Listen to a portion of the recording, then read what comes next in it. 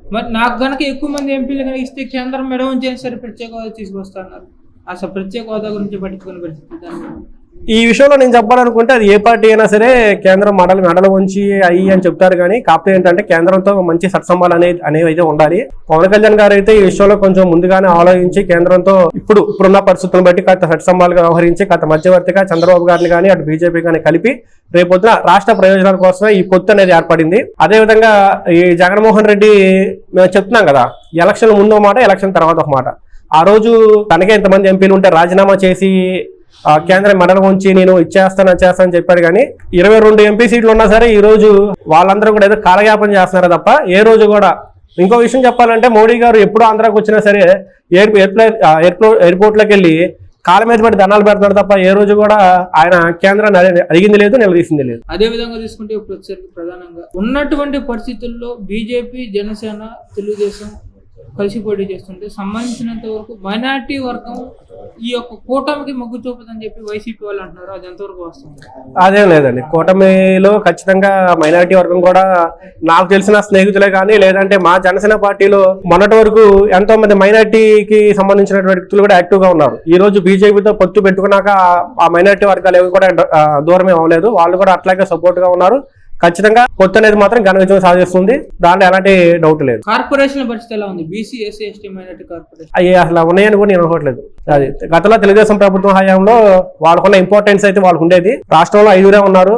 ఎవరైతే ఈ జగన్మోహన్ రెడ్డి సంబంధించి సజ్జల రామకృష్ణ రెడ్డి, పెద్దిరెడ్డి ఇట్లాంటి వాళ్ళు ఉన్నారు, వాళ్ళ ద్వారానే రాజకీయం అనేది లేదంటే ఈ యొక్క పరిపాలన జరుగుతుంది తప్ప ఈ కార్పొరేషన్ నుంచి అయితే ఏ పరిపాలన జరగదు అన్న. అదే విధంగా తీసుకుంటున్నా వైసీపీకి సంబంధించినంత వరకు ఇప్పుడు ఇచ్చినటువంటి ఎమ్మెల్యే టికెట్లు కానివ్వండి, ఏదైనా కానివ్వండి, చంద్రబాబు గారిని, పవన్ కళ్యాణ్ గారిని, లోకేష్ గారిని వీళ్ళని తిట్టిన వాళ్ళకే ఎమ్మెల్యే టికెట్లు ఇచ్చారు, మిగతా వాళ్ళకి ఎమ్మెల్యే టికెట్లు ఇవ్వట్లేదు అని చెప్పి జగన్ గారు అంటారు. ఎలా చూస్తారు? అదే కదా, వాళ్ళు బలిపసులు చేసుకుని వాడుకుంటున్నాడు. ఈ క్యాండిడేట్స్ ఎవరైతే ఉన్నారో మీరు ఖచ్చితంగా మీరు ఆన్ రికార్డ్ చేసుకుని పెట్టుకోండి. ఎలక్షన్ తర్వాత కూడా నేను మాట్లాడతాను. పవన్ కళ్యాణ్ తిట్టిన ఏ నాయకుడికి ఖచ్చితంగా నెక్స్ట్ ఎలక్షన్స్ లో డిపాజిట్స్ కూడా రావు. వాళ్ళ రాజకీయ భవిష్యత్తు అయితే ఇప్పటితో ఎండ్ అయిపోయినట్లే. అది మరి ముఖ్యంగా కాపు సామాజిక వర్గంలో ఉన్నటువంటి నాయకులు, వైసీపీ నాయకులకి ఖచ్చితంగా ఇదే ఆఖరి ఎలక్షన్. నెక్స్ట్ మళ్ళీ ఇంకో విషయం చెప్పాలంటే 2029లో మళ్ళీ ఎలక్షన్స్ జరుగుతాయి కదా, ఇదే పేరునానికి, ఇదే అంబటి రాంబాబుకి, ఇదే గుడివాడ అమర్నాథ్కి వీళ్ళెవరు కూడా టికెట్స్ అవ్వదు, దానికి డౌట్ లేదు. అది ఎట్లాంటి సందేహం లేదు దీంట్లో. అదే మచిలీపట్నం నియోజకవర్గం సంబంధించినంత వరకు పేరు నాని గారే కాదు, వాళ్ళ తనయుడు పేరుని కిట్టు గారి టికెట్ ఇచ్చారు.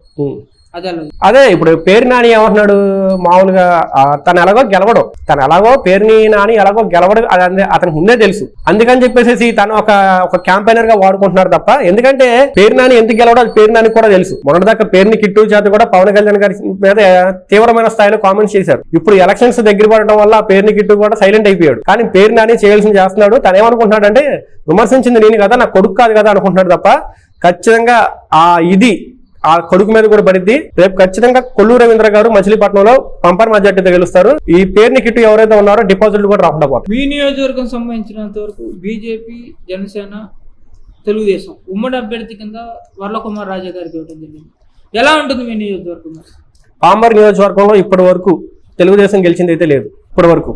కానీ ఇది మారుతుంది ఇప్పుడు. వర్ల కుమార్ రాజా గారు చాలా మంచి వ్యక్తి, చాలా అంటే చాలా మంచి వ్యక్తి. తెలుగుదేశం పార్టీ నాయకులతోనే కాదు, జనసేన పార్టీ నాయకులతో కూడా చాలా బాగుంటారు అనమాట, చాలా బాగుంటారు ఆయన. ఇంకోటి ఏంటంటే పామర్ నియోజకవర్గంలో ఇక్కడ ఈ కూటమి అభ్యర్థి ఎవరైతే ఉన్నారో వర్ల కుమార్ రాజా గారు మంచి మెజార్టీతో గెలుస్తారు, దాంట్లో ఎలాంటి డౌట్ లేదు. ఎందుకంటే ఆయన ఇప్పటి నుంచే కాదు, గత 2.5 సంవత్సరాల నుంచి నియోజకవర్గంలో ఎన్నో పర్యటన చేశారు. అంటే మన ఇంట్లో మనుషుల అలాగా కలిసిపోయే వ్యక్తి అనమాట వర్ల కుమార్ రాజా గారు. ఖచ్చితంగా ఆయన మంచి మెజార్టీతో గెలుస్తారు. అదేవిధంగా మీరేమన్నా ఆస్తులు అనుకుంటే సంబంధించినంత వరకు ఒరిజినల్ డాక్యుమెంట్స్ ప్రభుత్వం దగ్గర ఉంటాయి అంటారు, జిరాక్స్ కాపీలో మీకు ఇస్తామంటున్నారు, దాని మీద మీరు అంటారు? అది చెత్త పరిపాలన అనమాట. చెత్త మీద ముఖ్యమంత్రి పనిచేసిన చెత్త ముఖ్యమంత్రికి ఇలాంటి చెత్త ఆలోచనలు వస్తాయి. అదేవిధంగా రాష్ట్రంలో ఇప్పుడు ఎంతమంది, సుమారుగా ఆయనకి 50 మంది సలహాదారులు అంట. ఎవరి డబ్బు ఖర్చు పెడుతున్నాడు 50 మందికి ఎవరి డబ్బు అది? ప్రజల డబ్బు అది.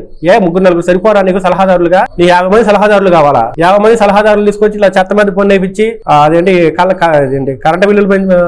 కరెంటు బిల్లులు పెంచేసేసి ఇలా. ఇంకోటి ఏంటంటే ఇదే మీరు ఇప్పుడు ఏదైతే అన్నారో ఈ ఒరిజినల్ డాక్యుమెంట్స్ అని ఏంటి ప్రభుత్వం, ఇంకా జగన్మోహన్ రెడ్డికి ఇదే ఫస్ట్ అండ్ లాస్ట్ అనమాట ముఖ్యమంత్రిగా.